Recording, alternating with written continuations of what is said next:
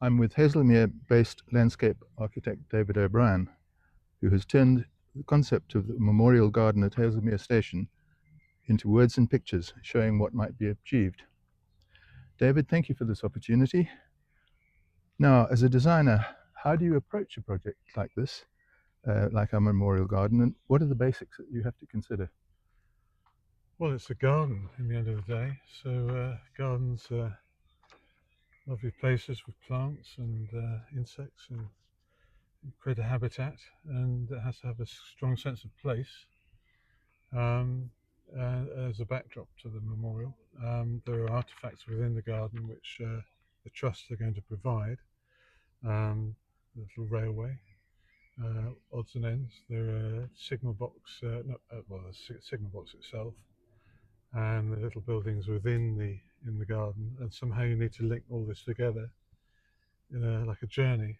Um, there's just a sit on the way, and I was thinking as I was designing it, because I'm not far off retirement, I'd like to be able to sit in that garden myself. And if you stand on platform 2, I think it is, you look back. I've stood there for, I don't know, 3 or 4 decades looking at that space, thinking, well, now looking at, think, well, great to be able to sit in there. Yeah. So the experience of being there helps you design it and imagine who's going to be in there. Yeah, it looks like quite a challenge in terms of construction, plantings, and maintenance. So, how do you address this at the design stage? Well, most of the time you ignore it because it's too difficult. But so you come up with the idea and the image of it first, and then work out how you can build it later. That's what I normally do.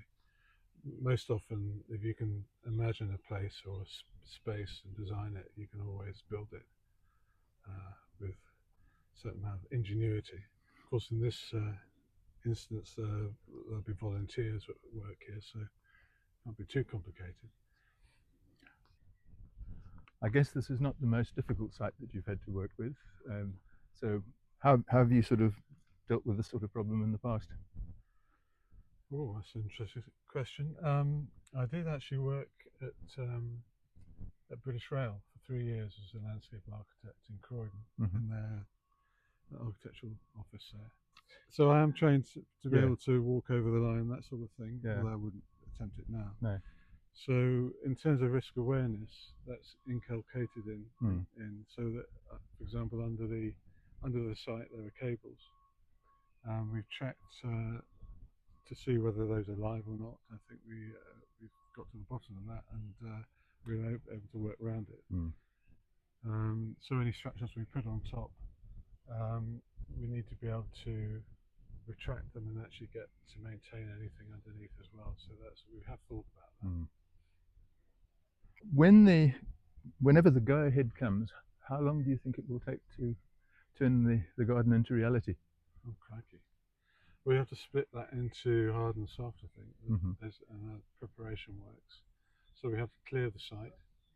A lot of sycamores there which have grown up, and they need to be removed. There's nothing there actually on our site which is that important in terms of its value as a plant or a tree. Well, others might disagree with that, but I think that's the case. There are some bigger trees on the embankment, so that'll take, I mean, potentially a couple of days to take those out. The pouchy works, the groundworks, maybe a week or so. But it depends whether this is done by volunteers or by contractor. So the main works will be done by a contractor. Planting could be done by volunteers, and that could be phased. Whether we do the whole site in one go is another question we need to discuss with the trust. It'll take longer than you think.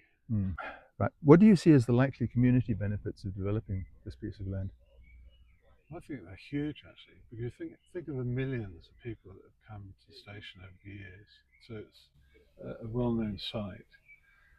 It's right in the heart of the town, and there aren't that many places you can just sit. Particularly if you're retired. So I think that's a really valuable thing. So a friend of mine who's in his 80s, retired.